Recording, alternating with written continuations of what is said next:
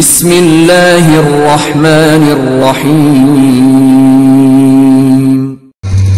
9 बजे प्रोग्राम शुरू होगा, 11 बजे ख़त्म हो जाएगा। और मैं ये समझता हूँ कि अभी प्रोग्राम शुरू ही नहीं हुआ। बहरहाल बड़ों की गलती बड़ी, उसमें हम लोग भी हैं पीछे पीछे। जुलूस का ज़माना है, कैसे यहाँ तक पहुँचे हैं वो हम ही जानते हैं। ये मौलाना हिदायतुल्लाह साहब ने बड़ी इखलास से दावत दी थी। उस दावत पर इरादा कर लिया था कल ही, जबकि बहुत मसरूफियत है इस वक्त जमीयत उलमा का काम हुए, इलेक्शन का और लिस्टों का तैयार करना और गांव-गांव जाना, ये एक बड़ा मसला था। तो बहरहाल अब ये आप जिस जगह पर बैठे हैं, चंद जुमले में कहूँगा, जिस जगह पर आप बैठे हैं इस जगह का क्या नाम है? इस जगह का क्या नाम है? अरे जिस जगह पे जंगनैया तो गांव है यार, जिस जगह पे बैठे हैं वो जगह कौन सी है? उसका नाम क्या है? इसका कनेक्शन कहाँ है? पावर हाउस कहाँ है? ये बात इंशाअल्लाह समझ में आ जाए, फिर कदर की तौफीक अल्लाह देगा। खुलासा कायनात जनाब रसूलुल्लाह सल्लल्लाहु अलैहि वसल्लम ने इरशाद फरमाया, मन तअल्लमल कुरान व अल्लमहु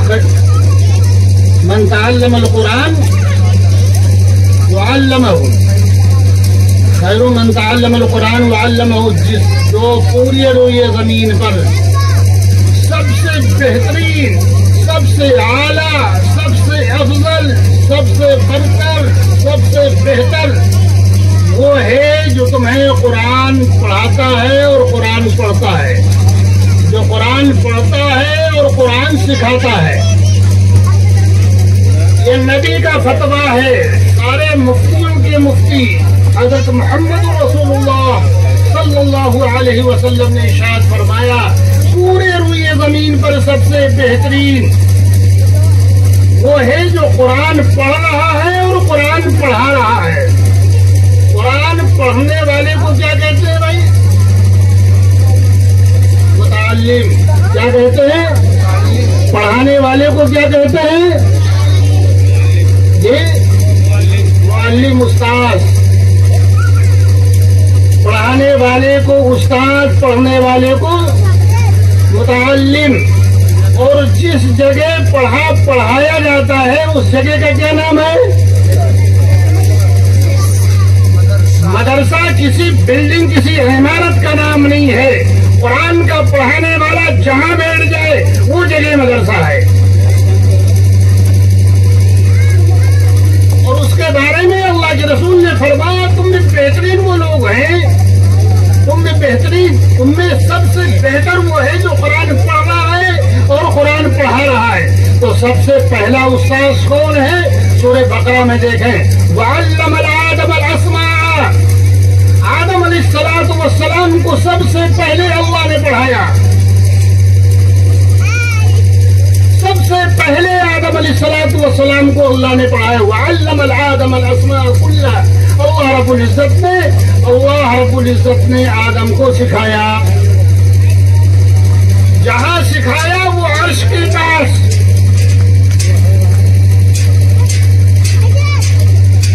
तो सिखाने वाला पहला उस्ताद अल्लाह और पहले शागिर्द हजरत आदम अलैहिस्सलाम। तो सारे मदरसों का कनेक्शन हुए, जमीन पर जितने मदरसे और जितने मकातिब हैं, इन सारे मदरसों और मकतबों का कनेक्शन कहाँ से है भाई? अरे बोलो, अल्लाह से, अर्श से है। कहाँ से? अर्श से है। जनाब मोहम्मद रसूलुल्लाह सल्लल्लाहु अलैहि वसल्लम के जमाने में सारे मदरसों का कनेक्शन असहाबे सुफ़्फ़ा के चबूतरे से हो गया। इसलिए जितने रुए जमीन पर मदरसे हैं, मदरसा चलाने वाले हज़रत मौलाना हिदायतुल्लाह से मैं याद करूंगा कि मदरसा चलाने वालों को घबराना नहीं चाहिए, ये शेर होते हैं। हालात आएंगे, मसाइल पैदा होंगे, उन मसाइल से निपटना हमारी जिम्मेदारी है। और मदरसों को गलत रुख पर न डाला जाए। मदरसा असल में दीन का किला है। मदरसा आबाद होगा, मस्जिद आबाद होगी। मदरसा बर्बाद होगा, मस्जिदें वीरान होंगी। उसकी एक मिसाल देता हूं मैं आपको। मदरसे में नमाज का तरीका पढ़ाया जाता है, मदरसे में वजू का तरीका सिखाया जाता है, मदरसों में कुरान पढ़ना सिखाया जाता है और मस्जिद में उसका अमली मुज़ाहरा होता है। वजू में कितने फर्ज है, मस्जिद में नहीं पढ़ाया जाता, मदरसे में पढ़ाया जाता है। गुस्ल में कितने फर्ज है, मदरसे में पढ़ाया जाता है। तो एक ऐसा कनेक्शन है अल्लाह का और अल्लाह के रसूलों का और इसके अल्लाह के रसूलों का और कुरान का और किताबों का और जनाबे आली जनाबे मोहम्मद रसूलुल्लाह सल्लल्लाहु अलैहि वसल्लम का और पूरी उम्मत का एक ऐसा कनेक्शन है, ऐसा कनेक्शन है, थोड़ी समझने की जरूरत है। आज के इस डेट में पूरी दुनिया में सबसे ज्यादा मदारिस और मकातिब अगर कहीं हैं तो हमारे मुल्क हिंदुस्तान में है। और कुरान पाक की सही तशरीह और सही तौज़ीह अगर पूरी दुनिया में कहीं से हो रही है तो हमारे मुल्क हिंदुस्तान में। वो मिस्र का आलिम हो, वो अफ्रीका का आलिम हो, वो अमेरिका का आलिम हो, वो जामिया घर हो, वो मदीना यूनिवर्सिटी हो, वो मक्का मुकर्रमा का इदारा हो, कोई शख्स मैं बिल्कुल साफ वाज़ेह अंदाज में कहता हूँ कि कोई शख्स कुरान की तफसीर नहीं पढ़ा सकता, अहादीस की तशरीह नहीं कर सकता जब तक वो उलमाए देवबंद की किताबों का मुताला न करते। एक मरतबा हज़रत मौलाना मोहम्मद उमर पालनपुरी रहमतुल्लाह अलैह उनके पास बैठे हो तो उन्होंने कहा कि मैं मिस्र गया और जब मैं शेखुल हदीस से मिला तो वहां मैंने देखा कि हज़रत शेख ज़करिया रहमतुल्लाह अलैह की तफसीर रखी हुई है और उससे वो इस्तेफादा कर रहे हैं शेखुल हदीस साहब। अल्लाह का फज़ल है, पूरी दुनिया में सबसे ज्यादा कुरान की तशरीह और हदीस मुबारका की तशरीह अगर सही मायने में कहीं होती है तो हमारा मुल्क हिंदुस्तान है। और उन्हीं मदारिस को और उन्हीं मकातिब को और उन्हीं उलमा को टारगेट पर रखा गया है। ये वक्त नहीं है इसकी तशरीह करने का। हमारे लिस्ट के हिसाब से उत्तर प्रदेश में 13,000 मदरसे हैं।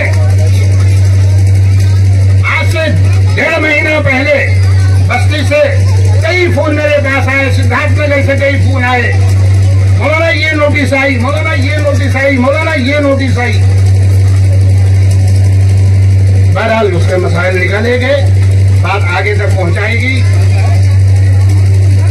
तो जाहिर है कि इस मदरसे का भी कनेक्शन असहाबे सुफ़्फ़ा के चबूतरे से है और इस मदरसे का कनेक्शन अर्श से है। इसका इकराम, इसका एहतराम, इसकी इज्जत, इसको बढ़ाने की फिक्रें, इसको चलाने की फिक्रें, ये हम सबकी जिम्मेदारी है कि नहीं भाई? करोगे इंशाअल्लाह। और एक बात और कह दूं कि जब तक दीन बाकी है हम बाकी हैं। अगर दीन नहीं रहा अल्लाह को हमारी जरूरत नहीं है। और दीन का निजाम पूरे मुल्क में सिर्फ और सिर्फ मदरसे में है। इसलिए ये सारे मदरसे जहां भी सही रुख से, सही जानती हो, आज से 4-5 साल 6 साल पहले बहुत से मकातिब बलरामपुर में जाने का इत्तेफाक हुआ। तालीम का ये हाल था कि जिन मदरसों में पहुंचे बच्चों से पूछें कि आप क्या पढ़ते हो, तो वो बच्चे बतावें कि संदल कुरान। क्या बोलते? संदल कुरान। मैंने ये बात आगे बढ़ाई और एक तहरीक चलाई। आज अल्लाह का फजल है, वो संदल कुरान कहाँ चला गया कुछ पता नहीं, उसकी जगह पे नूरानी कायदा आ गया। लेकिन अफसोस ये है कि नूरानी कायदा पढ़ाने वाला भी बहुत मुश्किल से मिल रहा है। और मैं ये समझता हूँ अगर सही माने में किसी को नूरानी कायदा पढ़ा दिया जाए तो इंशाअल्लाह आगे का रास्ता बिल्कुल साफ होगा और सही तौर से वो कुरान पढ़ेगा।